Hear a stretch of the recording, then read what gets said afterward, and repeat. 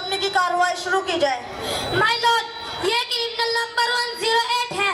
His name is Hussain Ahmad Madani. इनका जुर्म यह है कि ये और इनके साथी हमारी पॉलिसी डिवाइड एंड रूल को नाकाम करने की कोशिश कर रहे हैं और हिंदू मुस्लिम यूनिटी को लेकर हमारी बगावत कर रहे हैं। सेकंड क्राइम, ये और इनके उस्ताद मौलाना महमूद हसन देवबंदी ने ये स्टेटमेंट दिया है, अंग्रेजों से जिहाद करना फर्ज आइन हो चुका है।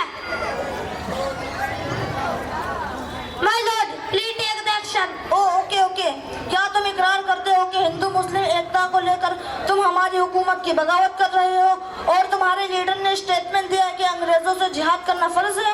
हाँ, हमने तुम्हारी नापाक पॉलिसी डिवाइड एंड रूल की बगावत की है। वो अंग्रेज जज कान खोल कर सुन ले, हम तुम्हारी जालिमाना हुकूमत को कभी कबूल नहीं करेंगे। तुम गासिब हो, तुम जालिम हो, तुम लुटेरे हो। हम तुम्हारे बागी थे, बागी है और मरते दम तक तुम और तुम्हारी गासिबाना हुकूमत की बगावत करते रहेंगे इंशाअल्लाह। Just stop it. This is my court. It is not your home. मुकदमे की कार्रवाई आगे बढ़ाई जाए। थर्ड क्राइम, जो सबसे बड़ा है, माय लॉर्ड, खुफिया इंटेलिजेंस की रिपोर्ट और पुख्ता सबूत के जरिए मालूम हुआ है कि इन्होंने फतवा दिया है कि मुसलमानों का अंग्रेजों की फौज में भर्ती होना या उनके किसी भी तरह काम आना हराम है। What is this हराम? ये हराम क्या होता है? ऐसा काम जिसके करने की बिल्कुल भी गुंजाइश ना हो और जिसका करना बहुत बड़ा गुनाह है। Do you have any proof about it? Yes my lord, ये देखिए प्रूफ। ये वो फतवा है जो इन्होंने हम ब्रिटिश रूल के खिलाफ दिया है। Read this फतवा, पढ़कर सुनाइए इसमें क्या लिखा है। मैं हुसैन अहमद मदनी पूरे होश हवास के साथ ये ऐलान करता हूँ और फतवा देता हूँ कि ये मुल्क अब दारुल हर्ब हो गया है, यानी इस मुल्क में अंग्रेज ताकत से मुकाबला करना हर मुसलमान पर फर्ज आइन है और हर मुसलमान ये समझेंगे अंग्रेज हमारे दुश्मन है, वो इस मुल्क के गासिब है। इसलिए अंग्रेज की फौज में भर्ती होना या उनके किसी भी तरह काम आना हराम है। Is it true? क्या तुमने फतवा दिया कि अंग्रेज की फौज में भर्ती होना हराम है? हाँ दिया है, और ये दिया क्या होता है मैं अभी तुम्हारे सामने फतवा देता हूँ, देता रहूंगा जब तक हुसैन अहमद मदनी के जिसमें में जान बाकी है, मुंह में जुबान बाकी है, सीने में ईमान बाकी है। मैं कहता रहूंगा अंग्रेज तेरी फौज में भर्ती होना हराम है, हराम है, हराम है। Just stop it. तकरीरें बंद करो। ये सदाए हक है, हमारी आवाज को दबाया नहीं जा सकता।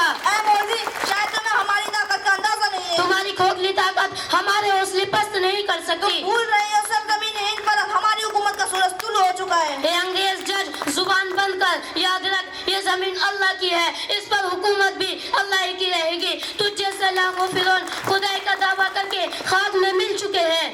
क्या तुम्हें नहीं पता इस बगावत वाली तकरीर की सजा क्या है? तुम बताओ क्या है? इस बगावत वाली तकरीर की सजा तख्तेदार है, फांसी है। Why are you laughing? तुम क्यों हंस रहे हो? हंसना तो क्या करूं, तुम हमें मौत से डरा रहे हो। हम तो मौत का इस्तिकबाल करते हैं और अगर वतन के लिए मरना पड़े तो ये मेरी खुशनसीबी होगी। जाओ जाकर देखो दिल्ली के चांदनी चौक से खैबर तक मुसलमानों की लटकी हुई है।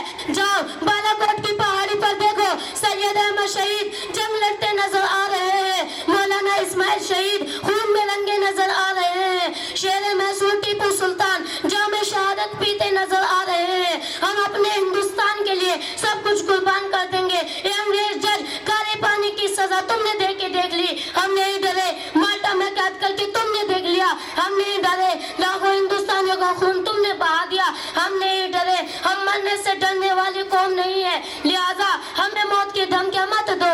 जाओ इसे सूली पर लटका दो। ठहरे अंग्रेज जज। What is this? ये क्या है?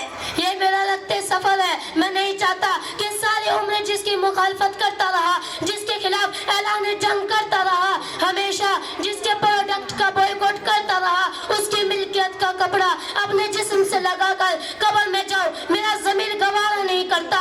इसलिए ये अंग्रेज जज तुझे मालूम होना चाहिए, जब हुसैन अहमद मदनी देवबंद से आ रहा था तो अपना कफन का कपड़ा साथ लेकर आया था।